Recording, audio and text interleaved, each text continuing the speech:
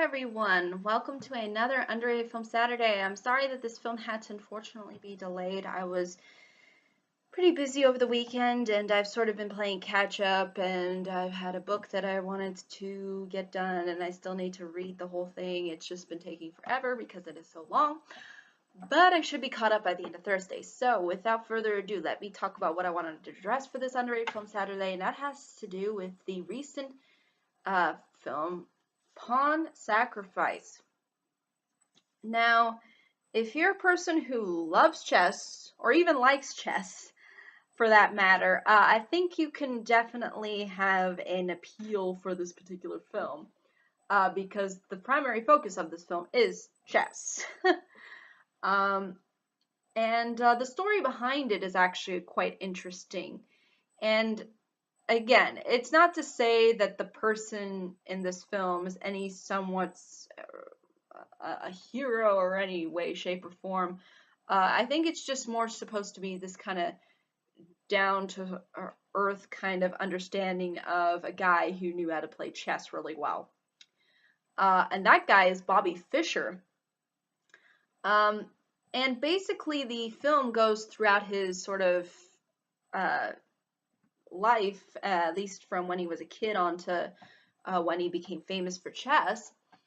And it sort of addresses, what his background was and how he came to be interested in chess, and, the kind of family upbringing he kind of had. And, you sort of ultimately end up seeing sort of why Bobby Fischer sort of becomes the man that he ends up becoming.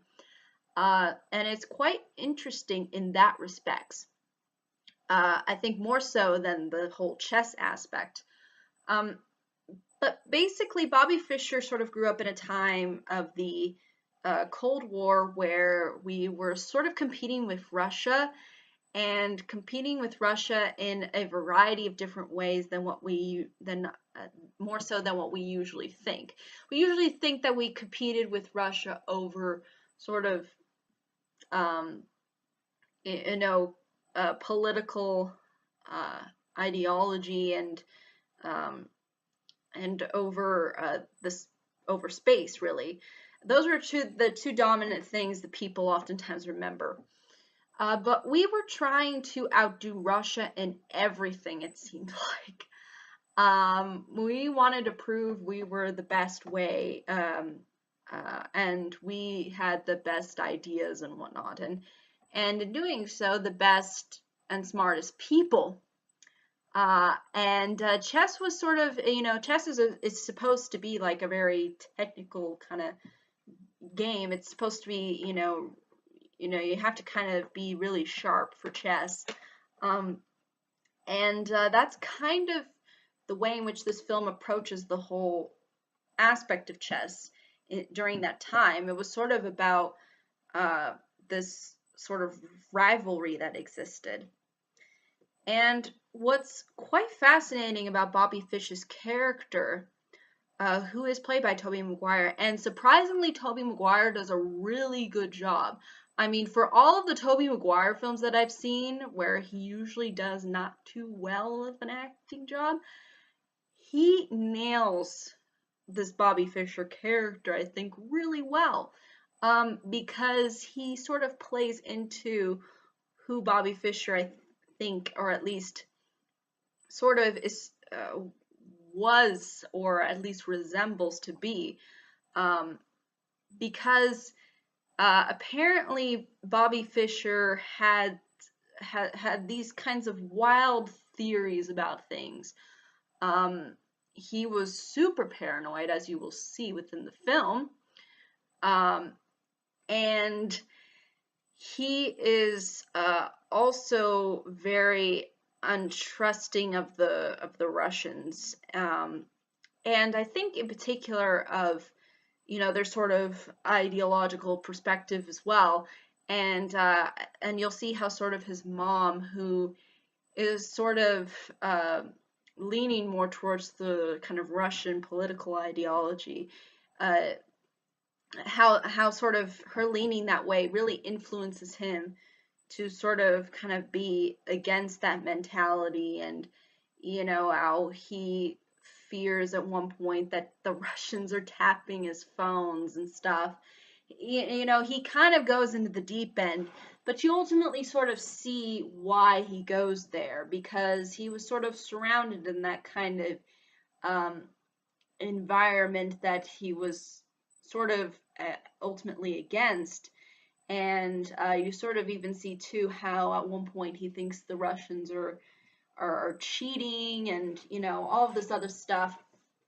And uh, what you get for this particular film is quite untraditional. I mean, it does have a somewhat three-act structure, because again, it does have that climax to the point where we do have the real matchup where he goes up against the uh, Soviet Russian guy named let me see here, Boris Spassky.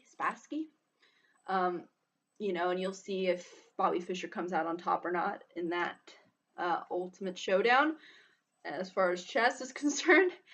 But I think what really sells this film well is again, obviously, I think Tobey Maguire did a good job, and the fact that it combines the element of chess that Bobby Fischer was good at, and also his sort of personal struggles, the sort of inner demons that come out and whatnot, and blends them together in a quite interesting film.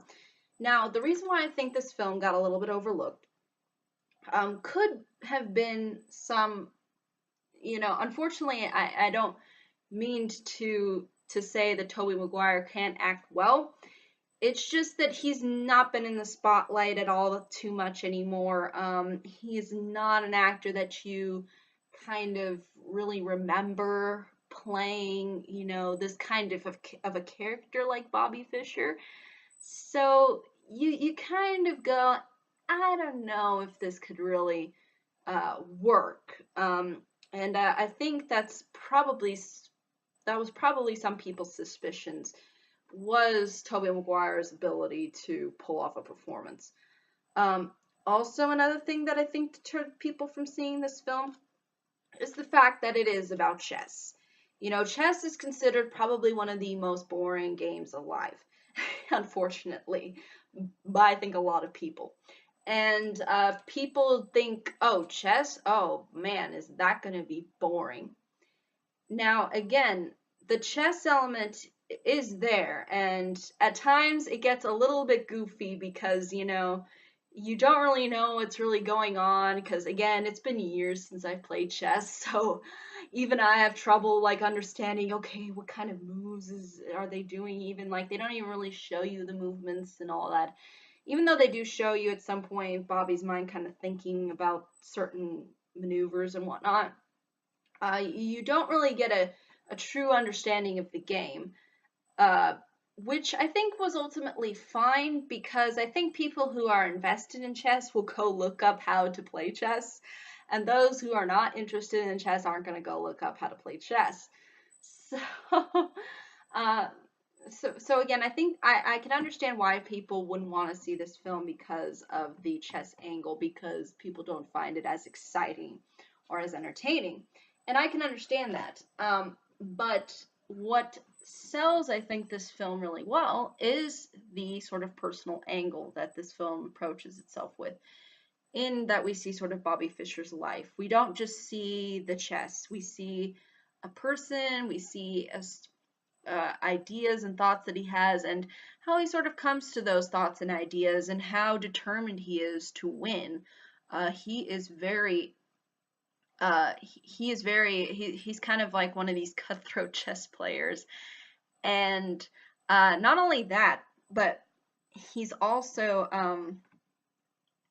he's also quite demanding as well. And you ultimately, I think, are not really necessarily meant to really to get behind Bobby because he he he is very demanding, he is very pushy, and he is a little annoying at times, I will say.